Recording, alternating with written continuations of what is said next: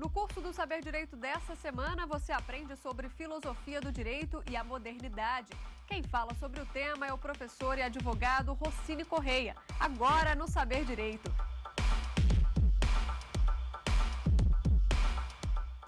Quero dirigir uma especial palavra a todos e dizer da enorme satisfação em podermos partilhar esta aventura, que é a realização do programa Saber Direito, né?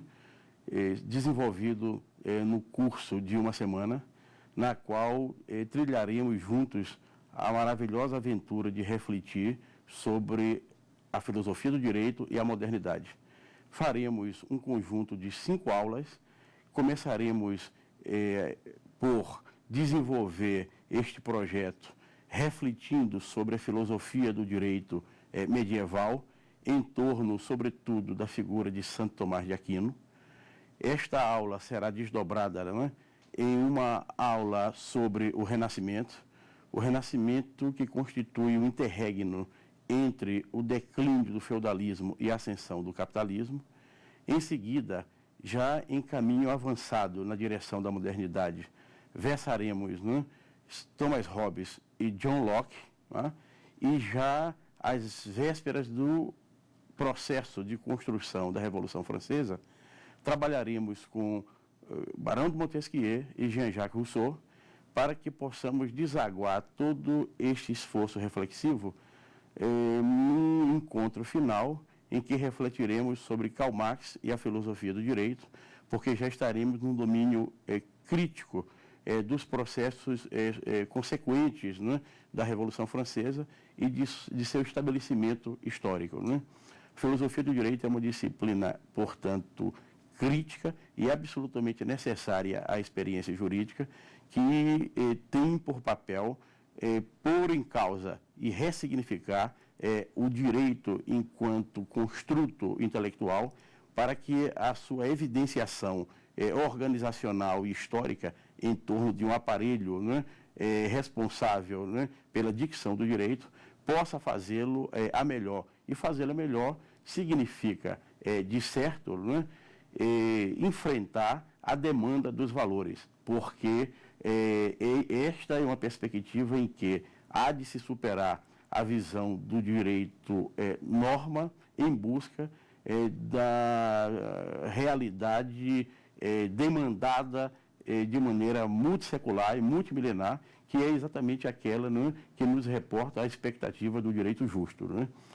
Nesse sentido, né, a filosofia do direito medieval tem a sua exemplaridade, porque nós estamos num momento da história muitas vezes caluniado e incompreendido, que foi objeto, né, de um apodo segundo o qual tratar-se-ia da Idade das Trevas, quando o mundo medieval dificilmente, né, merece esta consideração, haja vista que nele, né, entre outras grandes realidades a sublinhar, há de se considerar que a própria universidade, que significa a busca da universalidade do saber, emergiu à sombra da Igreja Católica, que fundou na Europa universidades como a de Pádua, Bolonha,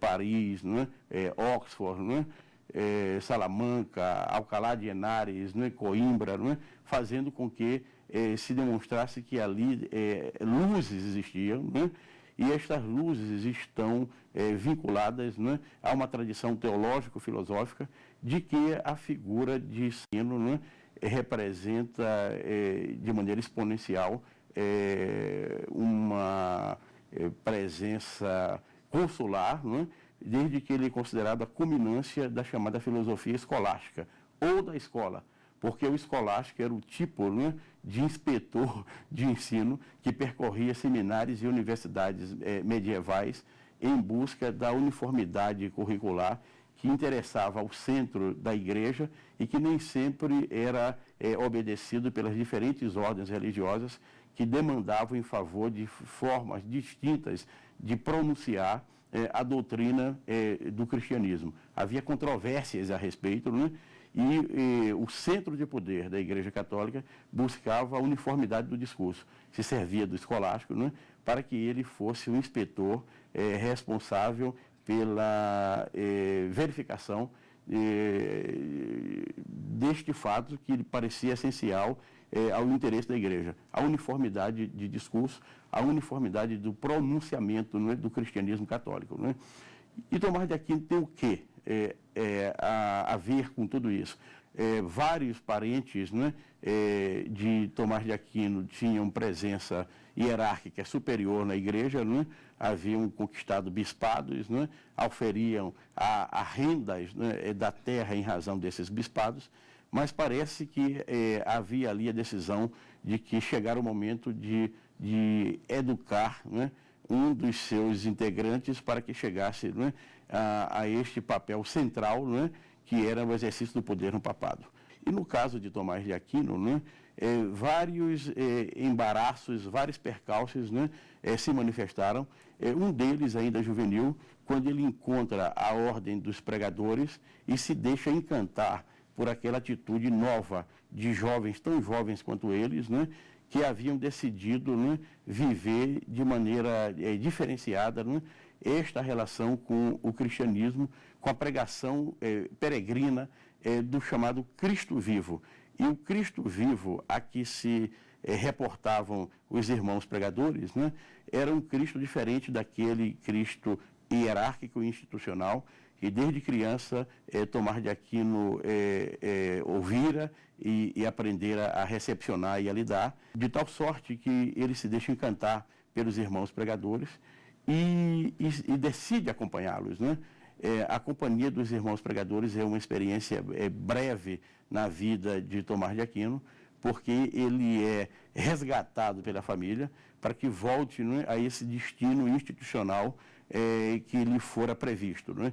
E esse retorno desta experiência breve e transitória com os irmãos pregadores é a reinserção de Tomás de Aquino nessa perspectiva institucional e hierárquica da Igreja, que vai levá-lo a ser educado, né, em Roma, vai conduzi-lo mais tarde a Paris, né, e finalmente, né, levá-lo-á à Alemanha, né, onde ele realizará os seus estudos superiores, os seus altos estudos, os seus estudos conclusivos, porque, na verdade, Paris vai ser a grande experiência de sua vida. Ali ele vai ser educado em perspectiva avançada, em companhia dos dominicanos, e os dominicanos vão se caracterizar mais tarde, ordem militar que haviam sido, né, como os maiores educadores da história da Igreja Católica, formando os seus maiores intelectuais, entre os quais, né, Tomás de Aquino. Paris é um grande acontecimento, porque é ali que ele encontra Alberto Magno, né, chamado de Alberto Maior, porque era um grande professor de teologia, de filosofia, tratadista da lógica, tido e havido, né, egresso da Alemanha que era, né, como o maior intelectual de todos os tempos.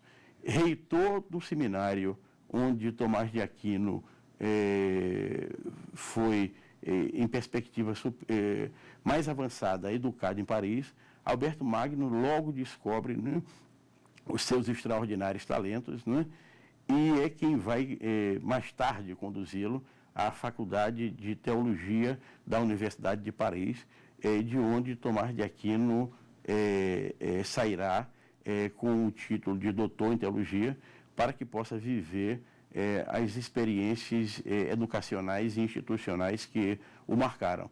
E o papel, então, intelectual que Tomás de Aquino vai desempenhar é um papel que, em alguma medida, lhe é emprestado, né, por Alberto Magno, porque este, que era um homem de grande brilho intelectual, que proferia suas lições na Universidade de Paris, em praça pública, porque não havia ambiência ali em que coubessem tantos, né, que afluíam para ouvi-lo, né,